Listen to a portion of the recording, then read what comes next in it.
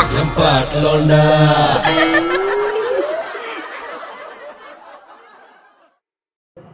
तो नमस्कार, झंपाट लौंडा शो में सर आपका स्वागत है। और आज झंपाट लौंडा की टीम के साथ मौजूद हैं हमारे बीच में डॉक्टर समाज शेखर जी। सर सबसे पहले तो हम आपसे पूछना चाहेंगे कि क्या लेंगे आप? कुछ लेंगे? अभी तो कोई अच्छी इच्छा नहीं। नहीं सर, जैसे मतलब खाने पीने की चीज़ नहीं पूछ रहा हूँ मैं, ये पूछ रहा हूँ कि जैसे कहीं पे आप घूमने जाते हैं तो कुछ लेंगे ना, मतलब फ़ोटोज़ लेंगे, वीडियोज़ लेंगे। तो सर अगर आप कहीं जाते हैं तो आप क्या प्रेफर करते हैं कि सबसे पहले हम फ़ोटोज़ लें, वीडियो लें, या लोगों तक कैसे पहुँचाएं कि हम कहाँ घूम रहे हैं, ट्रैवल कर रहे हैं? फ़ोटो ही लेते हैं। फ़ोटो लेंगे, ओके सर।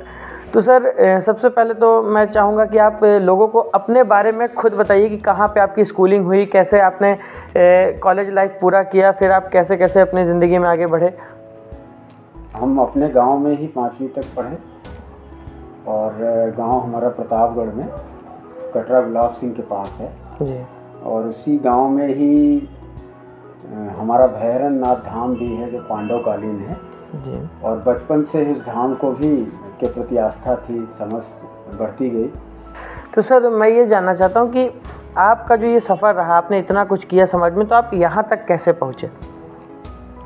यहाँ तक पहुँचने का कोई ऐसा पैमाना नहीं। अभी तो हम इस तरह काम करते हैं कि कभी भी एकदम नीचे उतर सकते हैं और कभी भी आसमान पे भी चढ़ सकते हैं, तो कोई सीमा नहीं है, असीमित होकर काम करते हैं। तो सर जैसा कि अब आप गोविंदपुर इलाके में रहते हैं जो कि प्रयागराज शहर में स्थित है, तो सर पांडेश्वर नाथ धाम से गोविंदपुर तक का सफ़र कैसे, मतलब आप यहाँ कब शिफ्ट हुए? यहाँ हम 90 के 91 में आए क्योंकि पिताजी यहीं सर्विस करते थे और कक्षा 8वीं की पढ़ाई हमारी यहाँ हुई भिक्खनलाल सरस्वती विद्या मंदिर रसूलाबाद, जहाँ महर्षि पतंजलि विद्या मंदिर है, तो उसी स्कूल में हम लोग पढ़े। फिर CIC में कर्नलगंज इंटरमीडिएट कॉलेज और फिर हम BMS किए जी बिहार में गया जी, SRT Ayurvedic college Bihar university. क्या बात है सर। जैसे कि झंपाट लौंडा कभी भी पॉलिटिकल मुद्दों के बारे में बात नहीं करता, कभी भी किसी राजनीतिक समुदाय को सहयोग नहीं करता, हमेशा कॉमेडी और हंसी मजाक का माहौल बनाया रखता है। लेकिन सर तो मैं ये एक सवाल था कि जैसे कुछ लोग भाजपा का समर्थन कर रहे हैं और कुछ लोग सपा को सपोर्ट कर रहे हैं, तो आपको क्या लगता है सर कौन जीतेगी?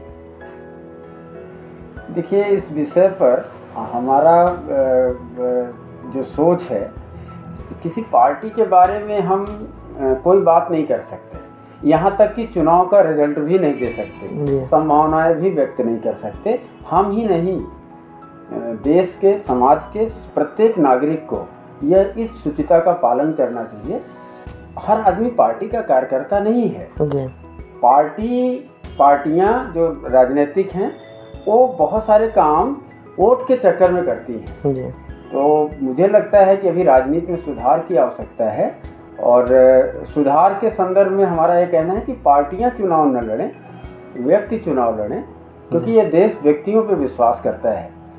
चाहे वो कभी नेहरू पे विश्वास किया, कभी इंदिरा पे किया, कभी अटल जी पे किया, आज मोदी जी पे कर रहा है, और जब भी करेगा तो इंसानों पे करता है, गिरोह पे नहीं करता है। और पार्टियां एक्चुअली गिरोह के रूप में काम कर रही हैं और यह भूल जाती हैं कि देश के और हमारे जो जीवन मूल्य हैं उनको भी धोखा देते हैं। इसलिए देते हैं क्योंकि एक मजबूरी है, वोट लेना है, और इस वोट के लिए वो सारे षड्यंत्र करते हैं। मैं नहीं कह रहा हूँ कोई सरकार अच्छा काम नहीं कर रही, पिछली सरकार अखिलेश ने भी बहुत अच्छा काम किया था, योगी जी ने उससे भी अच्छा काम किया है। तो सर कभी इच्छा नहीं हुई कि आप खुद पॉलिटिक्स में आएँ और लोगों का सेवा जो है मतलब और भी अच्छे से कर सकें?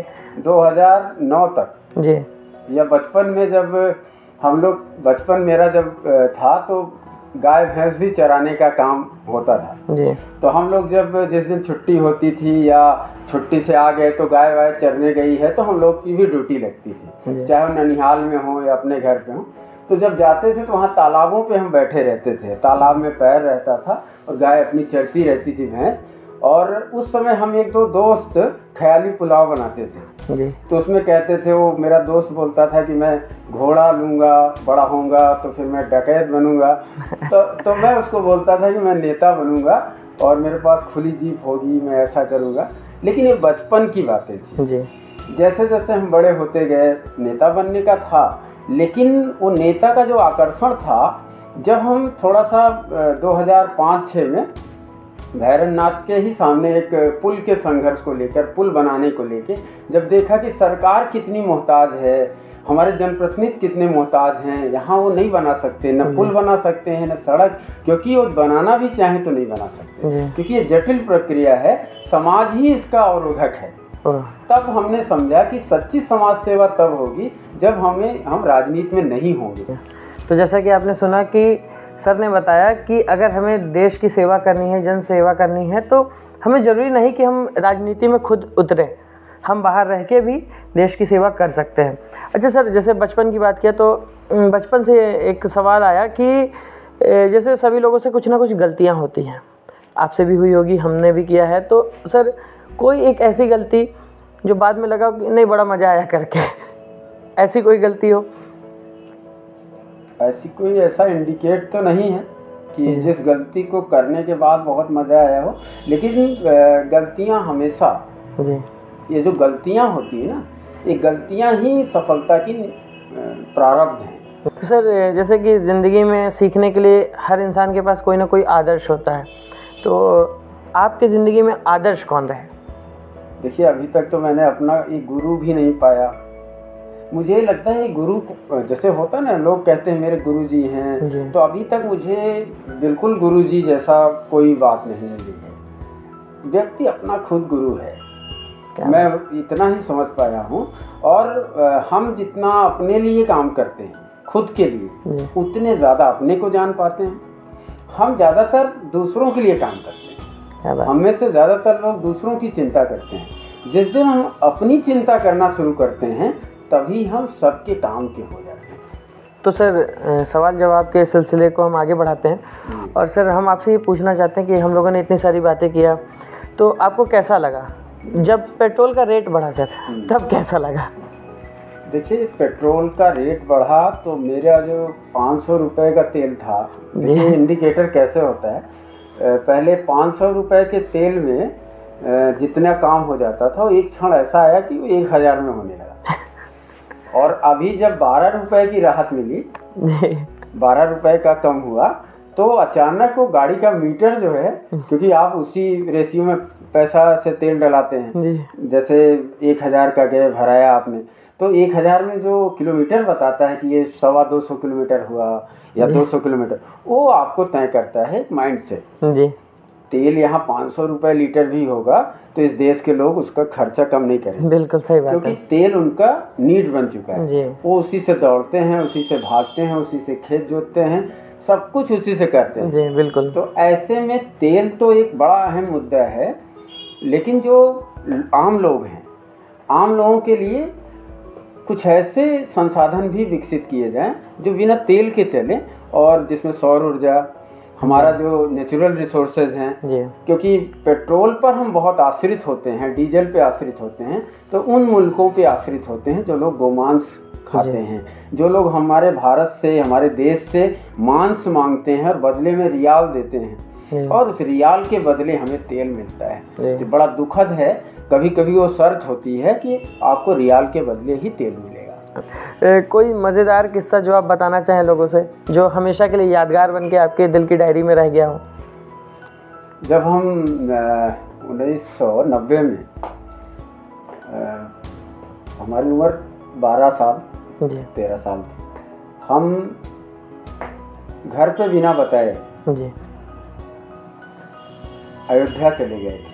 अरे, कार सेवा में, श्री राम कार सेवकपुरम जो नहीं, कार सेवा करने उस समय। अच्छा, उसके पहले मुलायम सिंह जी ने गोली चलवाई थी कार सेवकों पे। अच्छा। उसके बाद बहुत बड़ी क्रांति आई थी पूरे देश में, प्रदेश में। तो रोज़ सबके नंबर लगते थे कि आज प्रतापगढ़ जिले के लोग कार सेवक आएंगे, कुछ कुछ जिलों के लोग, तो हज़ारों हज़ार होते थे। तो लगभग जिस दिन हम लोग गए थे, प्रतापगढ़ का था, तो कई जिलों के लोग थे, लगभग 10-20 हज़ार लोग थे वहाँ पे। और उनको कैंप लगाए गए थे, और उन कैंपों में सबको खाना मिल रहा था, भोजन मिल रहा था, और वो पत्तल पे, केले के पत्तल पे ऐसे ही सब्जी डाल देते थे, चावल डाल देते थे, टेंट में रुकते थे। फिर दूसरे दिन गिरफ्तारियां होती थी, और गिरफ्तार करके फिर आपको आपके ज़िले में छोड़ दिया जाता था। तो सर आपने जो नदियों पे काम किया, या कैसे मतलब ये ख्याल आया कि जो नदियाँ सूख रही हैं या बंद हो गई हैं उसे फिर से हम दोबारा से जीवित कर दें, इस पे आपने कैसे सोचा? सामाजिक काम हम बचपन से कर रहे हैं जी सर। लेकिन वो इसलिए कर रहे हैं कि मुझे करना है, उसको कोई एजेंडा नहीं था, कोई ये समझ भी नहीं थी क्या प्रॉब्लम है। प्रॉब्लम को न समझे हुए बिना हमें कुछ करना है इसलिए करते थे, और बहुत छोटे से उम्र में करते करते जब इलाहाबाद आ गए तो एक बड़ा रास्ता मिला, यहाँ बड़े बड़े छोटे छोटे आयोजनों से बड़े बड़े करने लगे। 1993 में जब मेरा हाई स्कूल था तो वही वो क्षण था जब हम राष्ट्रीय बाल विज्ञान कांग्रेस से जुड़े जी। और वो पहला साल था, भारत सरकार ने पहली बार वो योजना शुरू की थी। पिताजी हमारे भारत सरकार में डायरेक्टर थे, इस नाते उन योजनाओं को हम जल्दी जान गए। तो वो सबसे बड़ा मौका था जो हमको प्रकृति से जोड़ने की ओर ले गया, और उसमें सबसे बड़ी बात थी अपने पर्यावरण को जानो, एक तरह से आओ करके सीखें, या खुद करने की जो भावना थी वहीं से विकसित हो गई। जी। तो जैसा कि आज हम लोगों ने डॉक्टर समाज शेखर जी से काफ़ी कुछ सीखा और सुना, और उम्मीद है कि आपको काफ़ी अच्छा लगा होगा और बहुत कुछ सीखने को मिला होगा। अच्छा सर, एक लास्ट सवाल जो पर्सनली मेरे दिल से आया कि ये जो आपका नाम है डॉक्टर समाज शेखर जी, तो इसमें जो समाज है वो क्या सेवा करने के बाद समाज में आपने जो इतना कुछ किया उसके वजह से है, या पहले से ही आपके पिताजी ने समाज रखा तो उसके पीछे कुछ तो कारण होगा? देखिए, ये सब ईश्वरीय है जी, ये समझने की ज़रूरत है। क्योंकि मेरे नाना प्रकांड राज पंडित प्रतापगढ़ रहे, राजा प्रतापगढ़ के, और परंपरागत। क्या बात है। तो उनको बहुत ज्ञान रहा है जी, और यहाँ तक कि ज्योतिष के प्रकांड विद्वान, शास्त्रीय का तो ज्ञान था ही, संस्कृत का ज्ञान था ही। तो उन्होंने हम चारों भाइयों का नाम उन कुंडलियों के आधार पे ही बचपन से रखा है, जिनमें सबसे बड़े भाई हमारे राष्ट्रशेखर, बाद में उनका नाम राजशेखर हो जाता है। राष्ट्रशेखर नाम उनका कुंडली के हिसाब से होता था, फिर बाद में राजशेखर होता है। और हम समाज शेखर ही उसमें बचपन से ही था, शुरू से ही था। हमारे छोटे भाई आर्य शेखर और सबसे छोटे भाई आचार्य शेखर। क्या बात है। तो इन सब का नाम, और जिनका जैसा नाम है वो उनका काम भी है। जैसे हम जो काम कर रहे हैं वो काम हम नहीं कर रहे हैं, ये हम समझ चुके हैं, क्योंकि ये हमसे कराया जाता है। कौन कराता है? वो एक ही है जो कराता है, और जब हम नहीं करते तब भी वही नहीं कराता है, तब हम भी आलसी हो जाते हैं। और जब हम खुद बहुत कभी चाहते हैं कि कर ही डालें, जब उसके आगे चले जाते हैं तब वो नहीं होता है। ये आपको समझना, वही एक्सीडेंट होता है। क्या बात। आपको समय के साथ चलने की अगर आदत है तो कुछ भी कर सकते हैं। एक बात और बहुत अच्छी कही कि हमें समय के साथ चलना चाहिए। तो बातों का सिलसिला यहीं पे ख़त्म होता है, और समय आ गया है मेरे चलने का भी। तो मैं जल्दी मिलूँगा अगली वीडियो में किसी अगली शख्सियत के साथ। तब तक के लिए सर ऑडियंस को एक बार बोल दीजिए कि वीडियो को शेयर करके चैनल को सब्सक्राइब जरूर कर लें। झंपाट लौंडा जो हमारे भाई सचिन, इन्होंने जो झंपाट लौंडा एक कार्यक्रम इन्होंने बनाया है, जिसका ये बहुत अच्छे से प्रस्तुतिकरण कर रहे हैं। यह कार्यक्रम बहुत आगे बढ़े और यह देश और समाज के लिए शुभ हो और इनके लिए उन्नतकारी हो, यह मेरी मंगल कामनाएं हैं। Thank you sir. इसी के साथ साइनिंग ऑफ, सचिन सिंह राजपूत। नमस्कार।